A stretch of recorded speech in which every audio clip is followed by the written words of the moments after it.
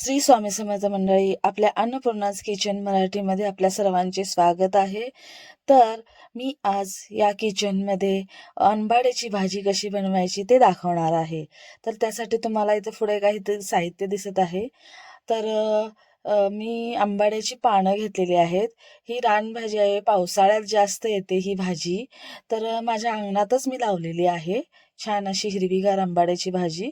शेंगदाणे 1 वाटी, ज्वारीच्या कण्या, हिरव्या मिरच्या 4 आणि अर्धी वाटी हरभऱ्याची डाळ. तर हे सगळं मिश्रण आपण कुकरमध्ये व्यवस्थित असं शिजवून घेणार आहोत. त्यासाठी मी अर्धी वाटी हरभऱ्याची डाळ, ज्वारीच्या कण्या घेतलेल्या आहेत त्यामध्ये मिक्स करून सगळे एकत्रच. शेंगदाणे 1 वाटी घेतलेला आहे. परत मिरच्या घेतलेल्या आहेत हिरव्या 4. त्या सगळ्या व्यवस्थित अशा कुकरमध्ये शिजवून घ्यायच्या. तर माझ्या चॅनेलला अजूनही कोणी सबस्क्राईब केलं नसेल तर प्लीज करून घ्या, जेणेकरून तुम्हाला अशा ह्या नवनवीन पारंपरिक अशा रेसिपीज पाहायला मिळतील. ही माझ्या सासूबाईंची पद्धत आहे आंबाड्याची भाजी बनवायची. त्याच पद्धतीने मी बनवून दाखवणार आहे. तर इथे मी कुकरमध्ये थोडे ग्लासभर पाणी घातलेलं आहे. ह्यामध्ये मी जे मिश्रण तयार केलेलं होतं आपल्या ज्वारीचं, शेंगदाणे वगैरे मिक्स करून ते खाली मी कुकरमध्ये लावलेलं आहे. आणि वरच्या डब्यामध्ये आंबाड्याची पानं लावलेली आहेत. ती पण आपण कुकरमध्ये व्यवस्थित असं शिजवून घेणार आहोत. तर आमची आंबाड्याची भाजी बनवण्याची पद्धत अशी आहे. तर तुमची कशी आहे तर नक्की कमेंट्समध्ये सांगा. आणि तर मी ह्याला मीडियम हीटवर 4 शिट्ट्या देऊन हे व्यवस्थित असं शिजवून घ्यायचं आंबाड्याची भाजी. तर आंबाड्याची भाजी बनवण्याची प्रत्येकाची पद्धत वेगवेगळी असते. तर माझ्या पद्धतीने ही बनवून मी दाखवत आहे. तर कुकरला व्यवस्थित झाकण लावून मीडियम हीटवर 4 शिट्ट्या काढून घेऊया आता. तर अशा प्रकारे आपले हे कण्या वगैरे शिजवून तयार झालेले आहेत. हरभऱ्याची डाळ जास्त शिजवून घ्यायची नाही, हरभऱ्याची डाळ आपली नॉर्मल अशी. आंबाड्याची भाजी शिजून तयार झाली, त्याचं जे पाणी आहे ते आपण व्यवस्थित असं निथळून बाहेर काढून घेणार आहोत.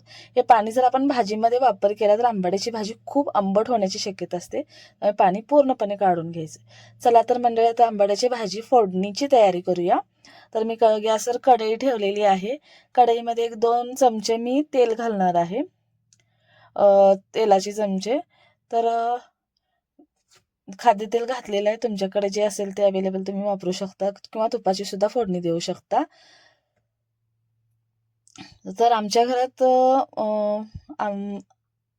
मी इथं काही मसाले घेतलेले आहेत. जिरे, मीठ, हळद, लसूण आणि हिंग खडे घेतलेले आहेत. नॉर्मली सगळे हिंग पूड वापरतात, मी ह्यामध्ये हिंग खडा वापरलेला आहे.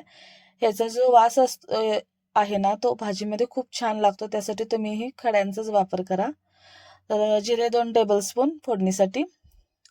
तर हिंग खडा पण छान फुललेले आहेत, जिरे पण छान फुललेले आहेत. तर लसूण 5-6 पाकळ्या घेतलेल्या आहेत ठेचून, त्या मी ह्यामध्ये घातलेल्या आहेत. तर यामध्ये आपण आता भाजी जी व्यवस्थित पाणी काढून पिळून घेतलेली आहे ती ह्यामध्ये आपण घालणार आहोत.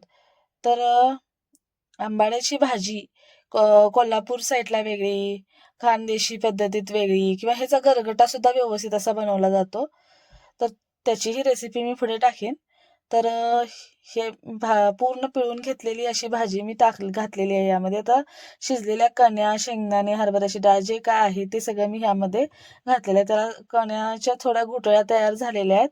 तर आपण हे पाणी काढून टाकल्यानंतर आपण एक थोडं पाणी गरम करून घेतलेलं आहे ते ह्यामध्ये घालवून घेऊया, जेणेकरून या कण्या आणि आंबाड्याची भाजी एकजीव होईल. 1-2 ग्लास आपण पाणी यामध्ये ॲड करणार आहोत.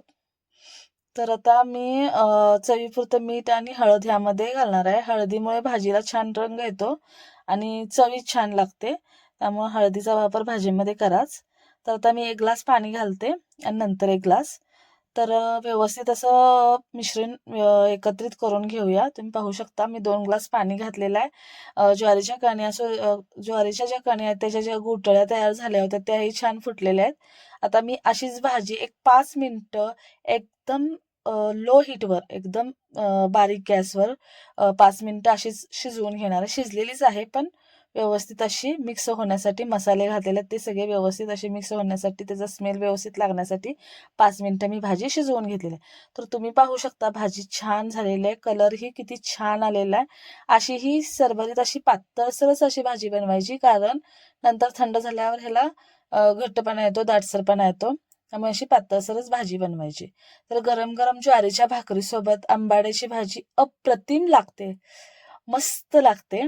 तर तुम्हीही करून पहा किचनमध्ये तुमच्या, आणि मला कमेंट्समध्ये नक्की सांगा. तुमच्या मैत्रिणींना ही रेसिपी शेअर करा, लाईक करा, कमेंट्स करा, आणि माझ्या चॅनेलला पुन्हा एकदा सांगते, प्लीज सबस्क्राईब करा. तर अशा प्रकारे माझ्या शेंगदाण्याची चटणी, आंबाड्याची भाजी आणि भाकरी तयार आहे. चला तर मंडळी, आता जेवून घेऊया मस्त असं. धन्यवाद मंडळी माझा संपूर्ण व्हिडिओ पाहिल्याबद्दल. पुन्हा भेटू नवीन रेसिपीसह.